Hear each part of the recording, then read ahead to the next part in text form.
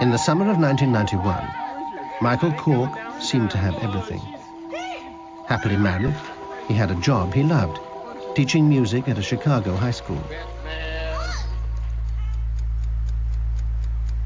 But just after his 40th birthday, he began to have problems sleeping.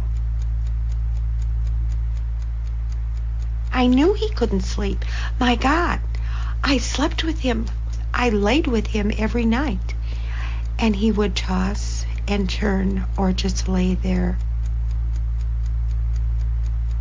He would wake me up in the middle of the night and yell at me and tell me I was snoring and to turn over. One night he yelled at me and he said we just couldn't sleep together anymore. So I said, fine, I'll go sleep in the living room, which I did. And I slept in the living room for 10 nights. And his sleep wasn't any better. I got him a special type of sleeping pillow. It didn't help.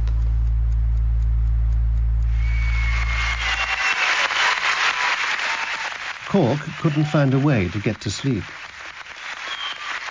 By the time he conducted this school concert, he hadn't slept for over 2 months.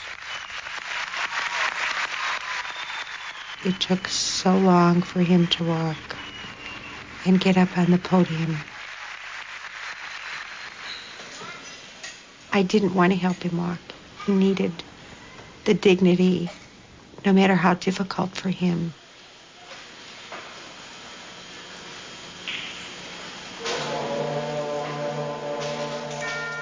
He wanted to sleep so bad that, you'd sit there when he says, I've got to sleep. So, okay.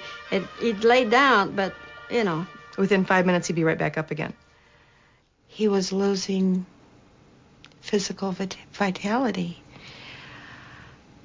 There came the time I would have to shower him and dress him for school. And what it did to his independence and his ego was difficult for us both to handle. Like Peter Tripp, Cork began to hallucinate. He was losing touch with reality. It was like his mind had regressed to the past. And things came to a head at Christmas. He didn't know who anybody was. He called my daughter by my name a couple of times. It was almost as if he was living back in the past. And then he commented and he asked my mother where my grandmother was, why my grandmother wasn't at dinner. I says, what do you mean, Grandma? He says, yeah, Grandma, your mother. He said, where is she?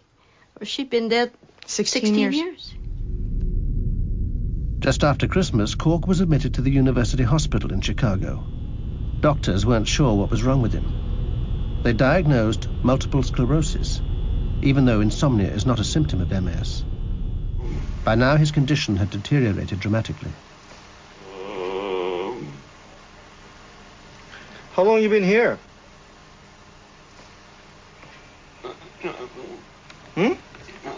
Yeah.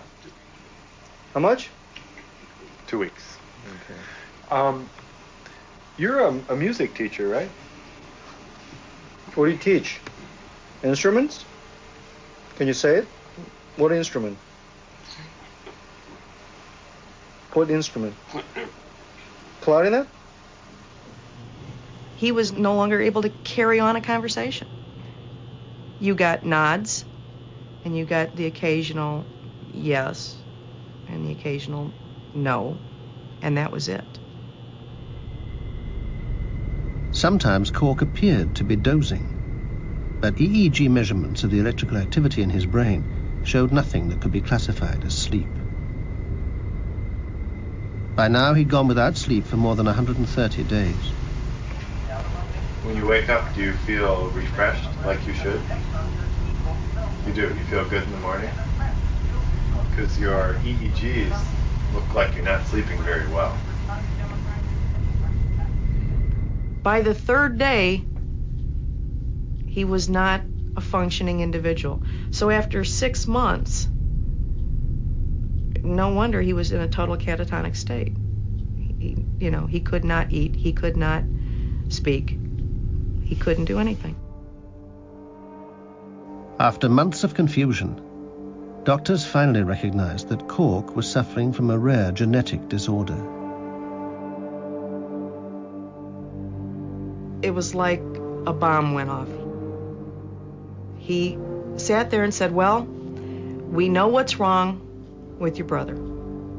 He has something called fatal familial insomnia, and there is no treatment, and there is no cure, and it is genetic, so you need to be tested as soon as possible.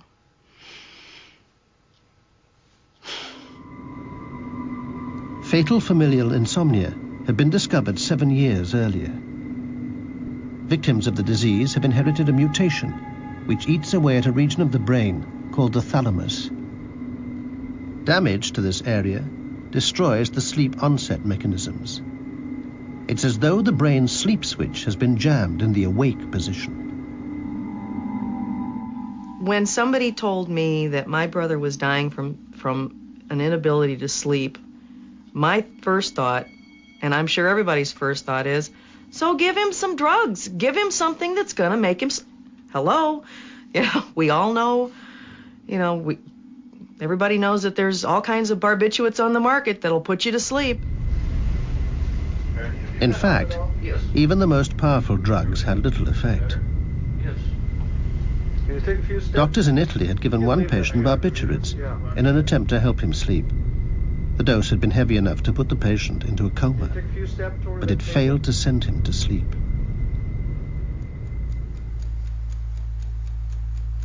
After 6 months without sleep, Michael Cork was close to death. I remember that day like it was yesterday. The phone rang, and I said, you know, can I help you? And she said, I'm sorry to tell you this. And that's all I let her say. I said, no, can't be. And so when he died, I wasn't there.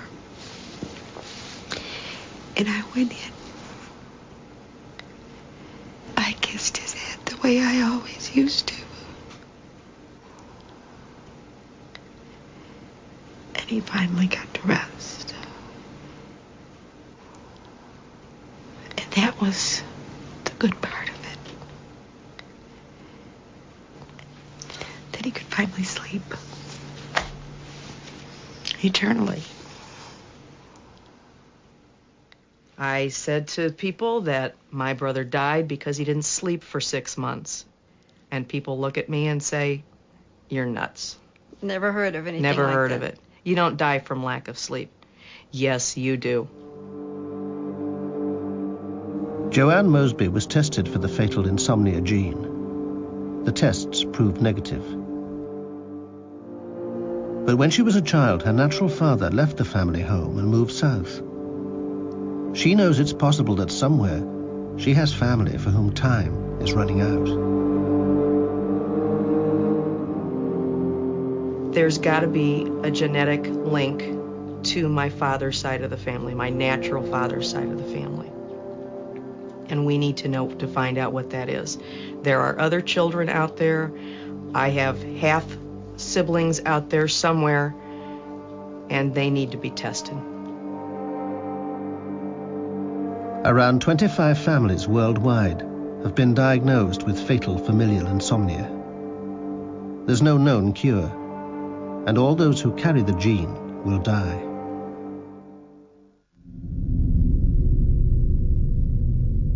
As we fall asleep, we enter a regular cycle, passing through deep sleep to dream sleep and back again. During dream sleep, the brain is more active than when we're awake. But in deep sleep, the mind lies dormant. It's during this deepest stage of sleep that the brain may switch to an altered and potentially dangerous state of consciousness.